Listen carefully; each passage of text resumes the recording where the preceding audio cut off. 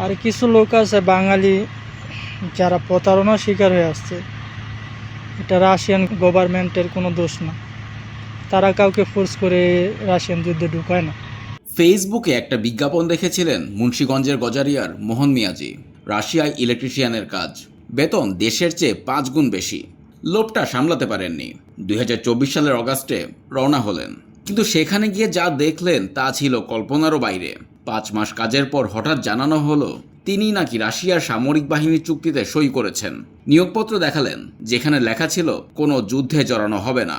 Commander শুনে বললেন, তোমার সাথে প্রতারণা করা হয়েছে। রাশিয়ান যুদ্ধে আসার উদ্দেশ্য হচ্ছে, আমরা যেহেতু দক্ষ ছিলাম তাই আমরা এখানে যে ম্যামের মাধ্যমে কন্ট্যাক্ট করে আসছিলাম, সে বলছে আপনাদের দক্ষতা অনুযায়ী কাজ দেওয়া হবে, মানে ইলেকট্রনিক ওয়্যারফেয়ারে আমাদের কাজ দেওয়া হবে।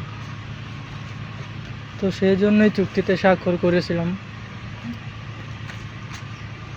কিন্তু এখানে আইসা হিতে বিপরীত হয়ে গেছে কোনো একটা কারণে। এরপর পাঠানো হলো ইউক্রেনের ধ্বংসস্তূপ আভদিভকায়। ফ্রন্টলাইনের লজিস্টিক ইউনিটে কাজ, গোলাবারুদ পৌঁছে দাও, মরদেহ বহন করো। তৃতীয় দিনেই কামানের স্প্রিন্টার আহত হলেন। কয়েকদিন পর চোখের সামনে মাইন বিস্ফোরণে মারা গেলেন সঙ্গে আসা আরেক বাংলাদেশি। ব্রিটিশ সংবাদ মাধ্যম দ্য টেলিগ্রাফকে মোহন বলেছেন, প্রতিটা সেকেন্ড আতঙ্কে থাকতাম, পালানোর কোনো পথ ছিল না।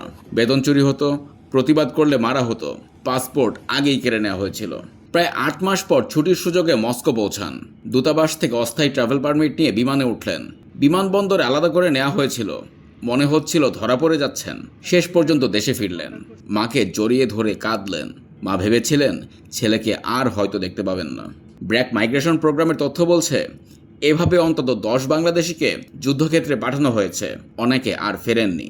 মোহন এখন সবাইকে সতর্ক করছেন, সোশ্যাল মিডিয়ায় এমন বিজ্ঞাপন দেখলে সাবধান।